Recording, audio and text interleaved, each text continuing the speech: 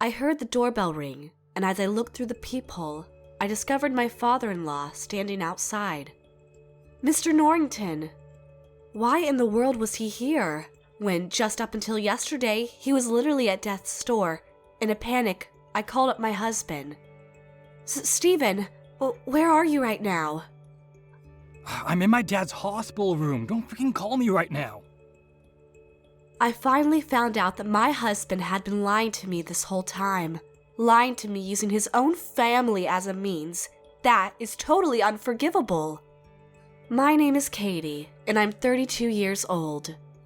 I married my husband, Stephen, an eccentric businessman, in an arranged marriage, and we now have a son that just recently had his first birthday. Our house is a nice little building with a front and backyard, and it was built more than 20 years ago. The house itself was the property of Stephen's parents, who were substantially wealthy, but for the last 5 years, they've been giving us the kindness of allowing us to live here together as a married couple. It has 2 stories, and with it, bay windows and prominent second-story semicircular balcony. It donned a Western appearance on the outside.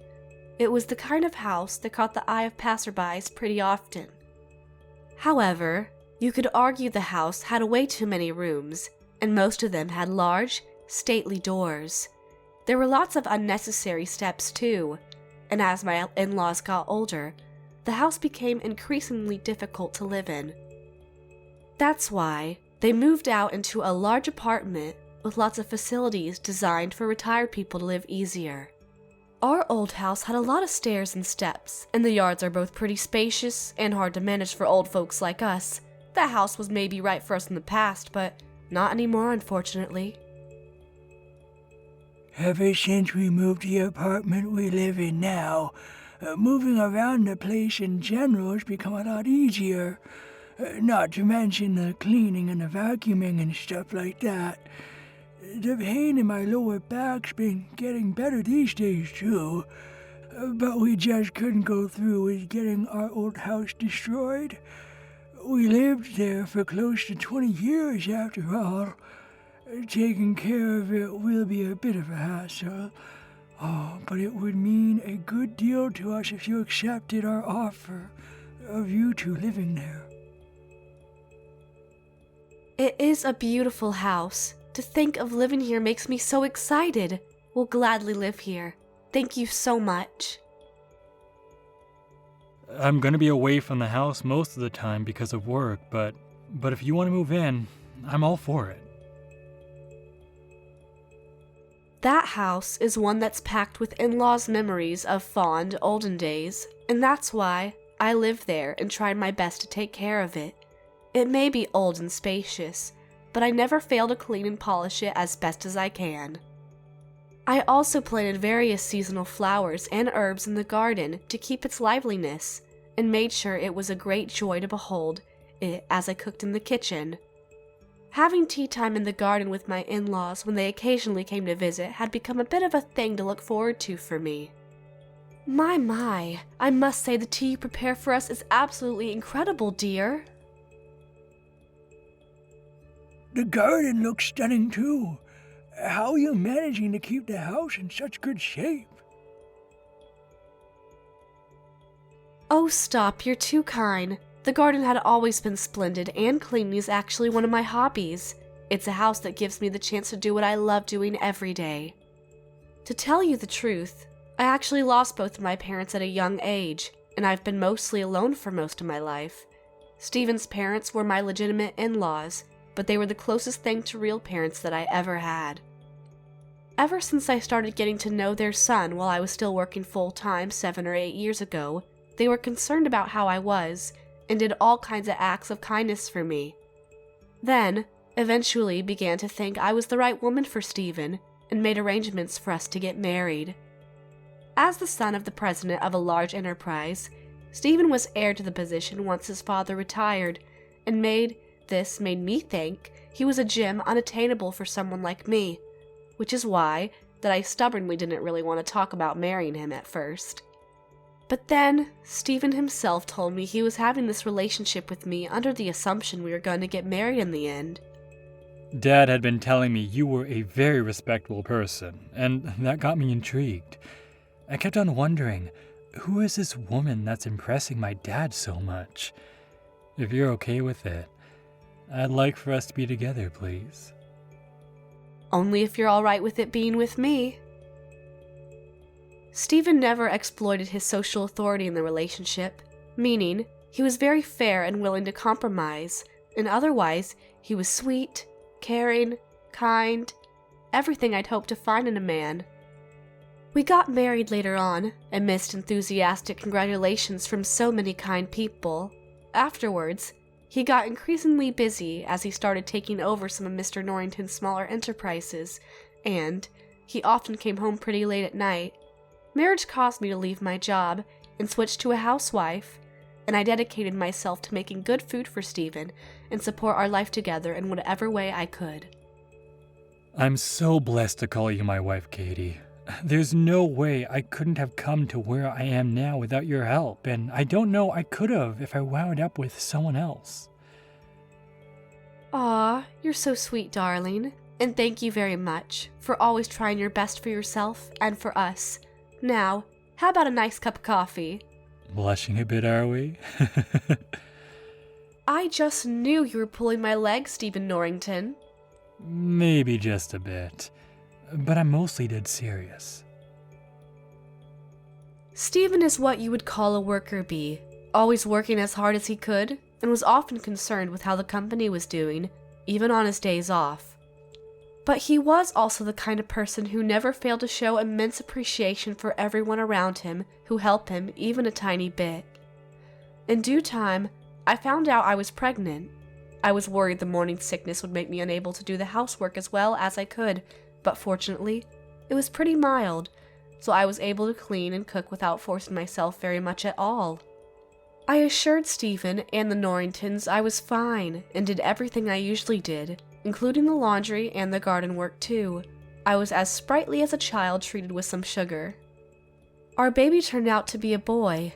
We named him Caleb. After he was born, Mrs. Norrington, my mother-in-law, stopped by a little more frequently and helped me out with raising Caleb. It was a very kind gesture indeed, considering the fact she lived a good 20 to 30 minutes away driving. I didn't have a home to look up to for help, so I was very grateful for my in-laws' kindness. I sometimes got pretty stressed, it being my first time raising my child, but I always did my best to never cause Stephen any trouble. The most concerning thing was the fact that Caleb's crying all night was a real doozy, and that could cause Stephen insomnia. There were nights where I brought Caleb away from the bedroom, down into the kitchen, and pulled an all-nighter doing what I could to calm him down. Perhaps Stephen began to worry about me, because he said to me one night, There's an apartment that can be rented for a week at a time, so I'm gonna sleep there for a bit. A baby's job is to cry, basically, right? And I'm more worried about you and your health, because you're staying up too long for my sake pretty often. I think it's for the best that I sleep down there for a short while. I'm sorry I'm such a useless wife. Oh, come on now. Where'd that come from?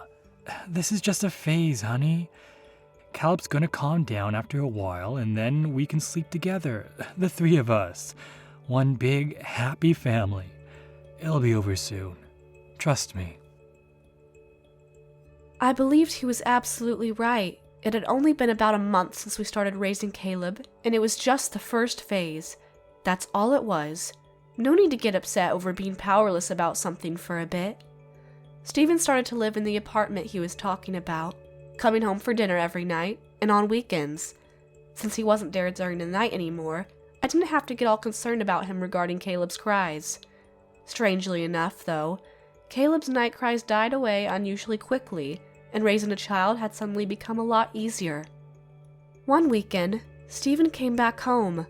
Compared to a few weeks prior, instances of him donning an exhausted look on his face were more frequent. In an attempt to get his energy back, and as a thank you for always breaking his back for the sake of his family, I always made him food he loved for dinner every night. Caleb's been growing fast, and every time his daddy came home, he would be in the most adorable mood known to mankind. He must know who his daddy is, even if he's not there. Whenever Stephen was spending time with his son, his exhausted expressions faded away too, and he looked so happy it made my eyes sting. Come on now, buddy. Say daddy. Can you say daddy? Dada. Oh, did you hear that, honey? A dada. Oh, this kid's got some brains. Okay, now, buddy, can you say, I love daddy? I love daddy. Dada. As a wife and a mother, it was the most beautiful sight I'd ever seen. A father and his newborn son talking to each other and smiling. But I started to notice something wasn't quite right with him. A good example was that he didn't seem to be paying attention whenever I was speaking to him. I didn't know how I noticed this, but it was like he was looking at me but not seeing me, so to speak. He seemed pretty pensive, a lot more so compared to a few weeks prior, and it wasn't the face he donned whenever he was looking at work. That was only certain thing, from what I could see. By the time Caleb was 10 months old, most of his diet consisted of baby food, and his night cries had dwindled away almost completely. Times when I was able to sleep well became more frequent, and I started thinking about telling Stephen to move back in. I think it's about time you came back to live with us, honey. Wouldn't you agree?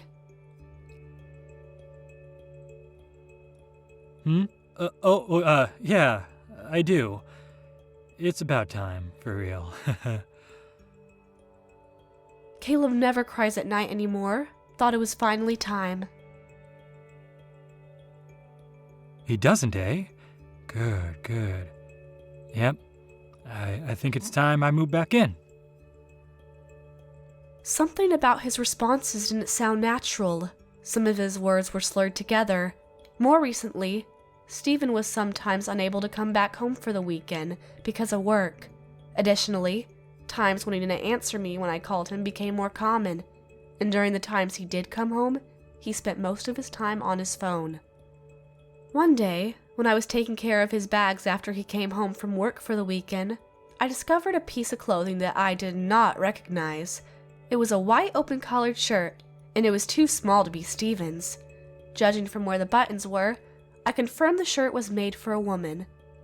I always got his stuff ready for work whenever he was home from the night before, so I never failed in recognizing every single thing that went in his bags.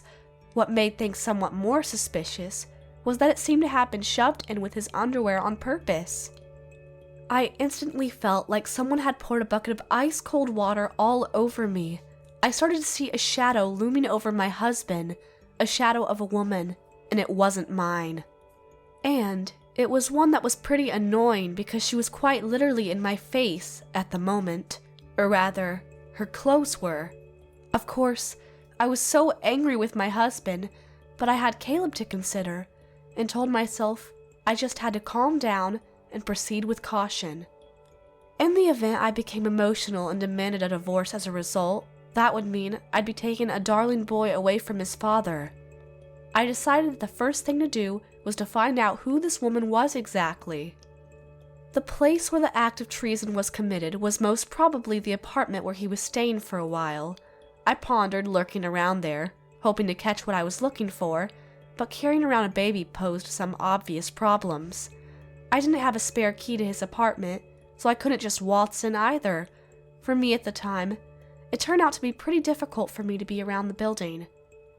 Every weekend, Stephen came home. He brought home another piece of clothing that I didn't recognize, and it made me wonder if the woman was trying to give herself away to her own act of treason.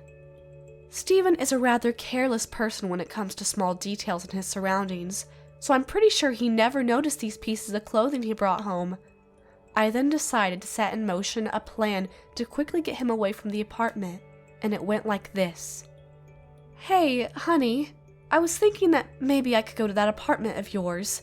I just realized I'd never been there, and I kinda want to check it out. Wait, huh? Perhaps he was pretty surprised at that, because he made a noise that sounded like a duck trying to win a game of Who's Louder against a donkey. Why not? Caleb's not too much of a hassle anymore, and I kinda want to do more for you. Work around here is getting pretty sparse, with Miss Norrington helping me out and all." Stephen sounded pretty shell-shocked when he answered to what I said. What? You don't have to do any of the cleaning for me, sweetheart. It's already taken care of anyway. Oh, the cleaning lady taking care of it. I mean, you don't have to take the trouble, honey. For real. I'm totally fine. He was so surprised with this unexpected situation that he didn't seem to realize he was digging his own grave right then. The house cleaning lady that he mentioned suspiciously sounded like a woman, potentially one, responsible for mixing in her shirts and underwear and in his clothes on purpose. I used this plan multiple times, and he eventually moved back home in a panicked manner. Mission accomplished! I was now pretty sure his lover was feeling pretty defeated by now, and I felt some weight lift off from my shoulders. But that didn't last long, because Stephen then started going away on the weekends, claiming it was because he had business trips. And when I looked through his stuff after he came back from these alleged business trips, lo and behold, I found some things that I just didn't recognize. These were far more confirming: lipstick, eyeshadow, nail polish, and other items of makeup. I even found a couple strands of long brown hair pressed into Stephen's clothes. My hair is blonde. This bitch really wanted to let me know she was moving in on my husband. As for Stephen himself, he wasn't exactly distracted from anything because of his affair, but instead looked pretty haggard. One day, a woman whose voice I didn't recognize suddenly called our landline. "Hey, darling, you're the wife of that president, aren't you? I suppose you know who I am by now, don't you?" It literally took a microsecond to realize I was actually talking to the woman with whom Stephen was cheating on me. I quickly pressed the recording button and went on to speak with her. May I ask who this is exactly?" "Who do you think it is, darling?" "I'm hanging up if this is a prank call, miss." "Now just hold on a second, honey. So you're an orphan, aren't you? You must think yourself pretty lucky to have married the president of an enterprise, huh?" "I'm afraid I don't understand what you mean." "Try repeating what I said. I mean it literally. I don't know which pigsty you dug yourself out of, but do you honestly think someone with a pathetic past with the likes of you deserves to live in a nice house? A little bitch with loads of suspicion and ambiguity that you are. Get the hell out of that house." That Karen only said that one little line, which was completely devoid of all logic and kindness, and hung up immediately. It was then that I got pretty scared and decided that telling my in-laws was the best thing to do. The last thing I wanted was for them to worry about me, but I also felt pretty lonely and powerless when I thought about dealing with this alone. However, when I tried calling my in-laws, they never answered. I even tried calling each of their cell phones, only to discover I can't connect to them. It was like their phones were shut off.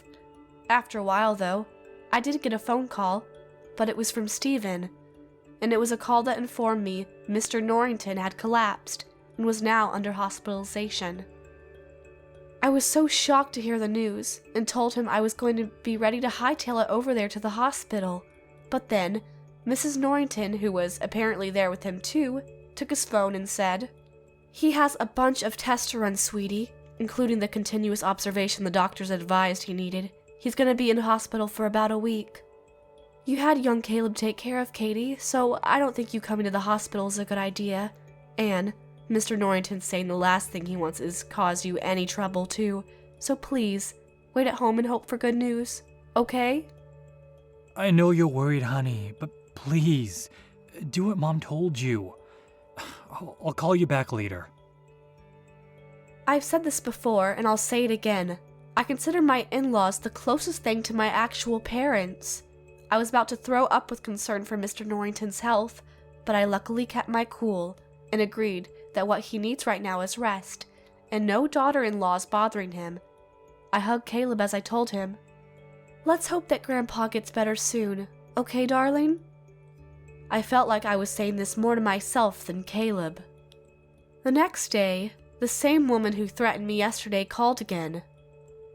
"Oh my, you're still at that house, are you? I thought I told you to get the hell out." You have no right to tell me where I can and cannot live. Who do you think you are?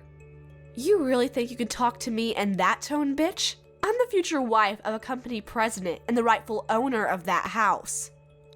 Excuse me? You're cursing that majestic building with your existence and your blood of the devil. If you don't want anything to happen to you, or that frickin' fetus of yours, for the last time, get the hell out! I was frozen with fear. Later on, I got a call from my husband with an update on how Mr. Norrington's doing. Turns out, he was at death's door, and the initial period of hospitalization of about a week was lengthened by only goodness knows how long. All I knew was that he wasn't gonna be coming home for a while. Listen to me, honey. You're not to call me until this whole thing settles down, all right? When I get the news that Dad's healthy enough to leave the hospital, I'll let you know. Promise me, please. The situation seemed desperate because Stephen's voice cracked multiple times. I had so much negativity dogpiling my mind right now. I was so concerned about Mr. Norrington, and there was Stephen's bitch that just scared me half to death. Another night bites the dust, and I just couldn't sleep a wink. The next day, I heard the doorbell to my house ring, and as I looked through the peephole, I discovered my father-in-law standing outside. Mr. Norrington! Why in the world was he here, when just up until yesterday, he was literally at death's door? I quickly opened the door and let him inside. He seemed the picture of health, and not at all like the Mr. Norrington I envisioned having tubes in his arms and a respirator on his face. His skin wasn't pale in the slightest, and his stride was as graceful as it ever was. Are you all right, Mr. Norrington? I was told you collapsed and that you were in the hospital right now. Oh, it was just a case of asthma, dear.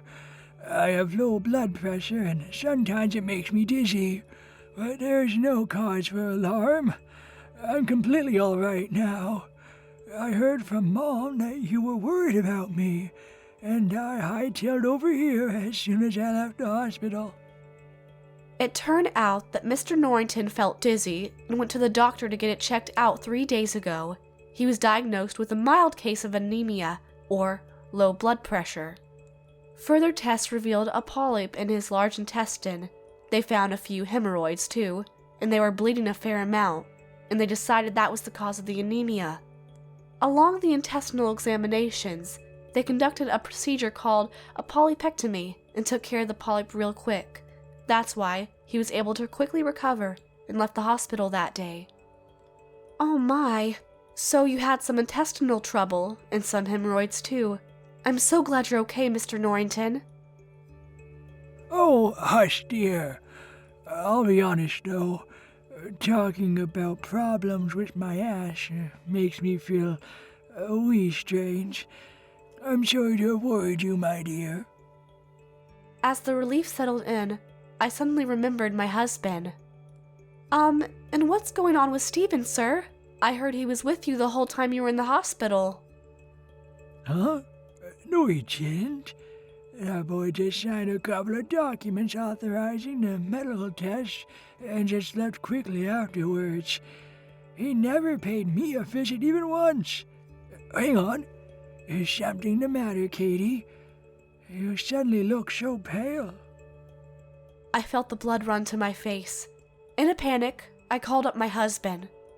Stephen, where are you right now? I'm in my dad's hospital room. Don't freaking call me right now. He hung up immediately. I finally found out that my husband had been lying to me this whole time. The reason why he was lying to me was blatantly obvious. He was trying to hide his affair. Mr. Norrington, curious about what had just happened between us, kindly showed me his concern about the situation, sat me down, and urged me to tell him everything. And I told him everything indeed. I told him his own son was having an affair. I told him about the very scary phone calls I got the last 2 days from the woman whom he's cheating with. I played the recordings back at him, and it revealed everything he needed to know. He let out a furious grunt, and his fists were clenched so tight his knuckles turned white. Miss Katie, I don't want to believe it, but I'm afraid I recognize that woman's voice. Really? Who is it? She was a female employee working the lowest position in the secretary department of my company headquarters when I was still in office as president. I personally talked to her a few times, and she was a sweet girl. To think she was actually this sort of character. Why would Stephen want to have an affair with an abominable bitch like her? This is unacceptable. I'm never going to forgive her blasphemy. You, Katie, blood of the devil? Your parents are undoubtedly the most amazing, courageous people, my dear, and I would love to meet them. Any language that means to dishonor you and your family will never be tolerated. It was sweet of him to get angry for my sake, but I wondered why he was especially angry at how the woman insulted my deceased parents. I thought he would be furious when he found out his own son was having an affair. Mr. Norrington, could it be that you know my parents? Or do you actually not know the truth? Fast forward 3 days. Stephen came back from his trip abroad with his new sweetheart, only to find the house locked up and deserted. A sign that read, "For sale," hung on the front gate. You might be wondering by now, what the heck is going on? Good question. I actually moved out of the house, taking Caleb with me, and currently residing in another nice house. The building had top-notch security systems, and I was feeling safe for the first time in a while. All of Stephen's belongings were given to the moving company to hold on to until he came back. His voice sounded extremely panicked when he called me. What's going on here? You better explain things clearly so I can understand what the meaning of this is. Why don't you ask yourself why this frickin' happened, Stephen? Oh, wait. Hang on. Don't tell me you know everything. It's Allegra from the security department, isn't it? Mr. Norrington told me everything. Wait, what? Dad knows about this too? Wasn't he supposed to be hospitalized for a week at least? I'm not talking to you ever again, and I'm sure as hell not gonna answer your stupid questions. You want answers? You go talk to your parents, who are beside themselves with anger and disappointment right now, by the way. I didn't give him a chance to respond and hung up immediately. It's only natural my husband was so surprised to discover the truth as soon as he returned home, because the house really was sold to someone else. Mr. Norrington was the one who suggested the idea. The things that Allegra had said to me over the phone were so threatening and made us all fear the worst so much that I just had to be evacuated. Her unnatural desire to live in the house was also very eerie and unsettling. I wasn't completely convinced she would inflict harm upon me and Caleb, but Mr. Norrington genuinely believed she would.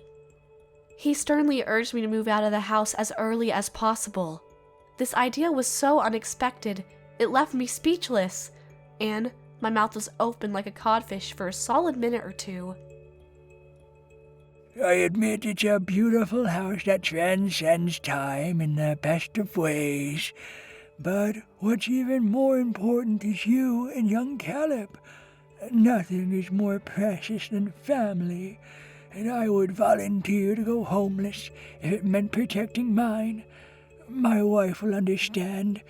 We will be doing this to protect you after all. Mrs. Norrington was equally shell-shocked when she heard everything from her husband. And that boy promised he would make our dear Katie happy. What a disgrace. Of course, living in that house would spell nothing but danger. I agree. I think we should get rid of it as quick as we can. It's a small price to pay when it comes to the safety of Katie and darling Caleb.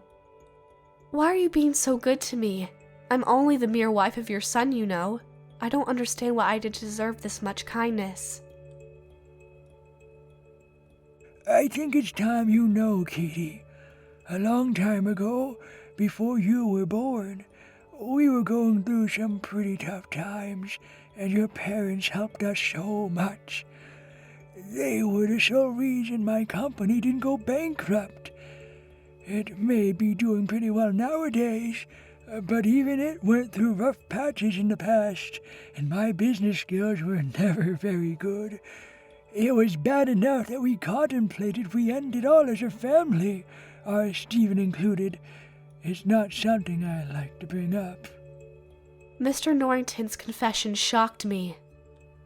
Your father, Katie, offered us his support, even though he was also going through some hardships himself. And the company got back on its feet because of him, and business started looking up before long. We wanted to offer our paycheck and our deepest gratitudes, and we set out to find your family.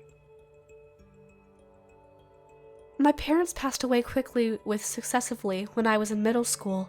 They were both diagnosed with an illness. Mr. Norrington, you mustn't fret about something that happened so long ago. I'm afraid we must, dear. We heard that because they offered us their support. Their lives became even harder when it was up until then. We found out they'd passed after some time searching, but we also found out their daughter was being cared for in a nursing home. We found you soon afterwards.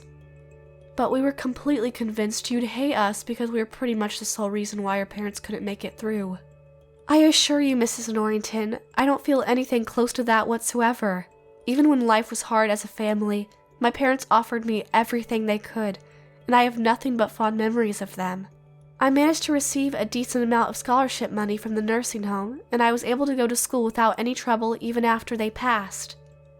I realized something right as I finished saying that sentence. But when I was in middle school, I was offered a scholarship from an economic organization that didn't need to be paid back. The money allowed me to pursue my interests beyond middle school, and I went on to high school and to college too. Don't tell me the people who provided the money were standing right in front of me. So it was you two, my anonymous guardian angels. They were you. During this time of family crisis, with an impending divorce with my husband, I finally discovered how much my in-laws loved me, an orphan schoolgirl, and supported me exactly like how my own parents would have done. Later on, Stephen suffered the consequences of using his own family, probably the most important thing he had as a person, as a means to conceal the truth of his love affair. His parents lectured him severely, and he could do nothing to redeem himself. How he wound up having an affair was fairly simple. When he moved into that apartment when Caleb was being a big problem at night, he obviously had some difficulties taking care of his place. Allegra, from the secretary department, volunteered to help him out, and over time, her feelings for him started to grow more passionate. Being the kind-hearted guy that he is, Stephen thanked her for her help and asked what she wanted as a repayment. She jumped at the opportunity, and he had the audacity to confess his feelings for him, and they slept together, promising each other it was just a one-time thing. I guess every personality trait, no matter how positive it might be, must always have an instance where it becomes a curse. Stephen regretted the act hugely and asked for her to break up with him on numerous occasions, and every single time, Allegra told him that she just wanted to see him one more time, and even after that, whenever the topic of conversation turned to subject of breaking up, she would hint at suicide, and also at harming his wife and his son. The slime bag pretty much blackmailed him into an unwanted relationship, and Stephen didn't step away from the situation. Mr. Norrington would have none of his son's excuses, and told him sternly that he has to clean up whatever mess he created. Allegra found out about the house she longed for didn't belong to Stephen anymore, and she apparently ran away from the relationship. Mr. Norrington, being the founder of the company which Stephen is now its president, pulled some strings and managed to get Allegra transferred to a remote area for work. Now, I hear she's living in an old crumbling dorm adjacent to her job, and every month, she continues to pay the large amount of compensation she owes me. As for me, I'm currently not divorced with Stephen yet. To be honest, there were many things about him that I couldn't forgive, but the fact that he would never be able to see his son Caleb again genuinely hurt him more than anything else. He's continuously begged for my forgiveness, knowing full well he's never going to get it, but I did notice that my anger for him was fading away, slowly but surely. My in-laws promised me that even if I do divorce their son, they would still continue to look after me, as though I was their own daughter. I eventually did forgive a lot of Stephen's weaknesses, because I really do believe he has what it takes to give his son the full, happy life he deserves. It's not that we're back together as husband and wife, but I am willing to take time to readjust, and then maybe, One day, we'll be able to live under the same roof again.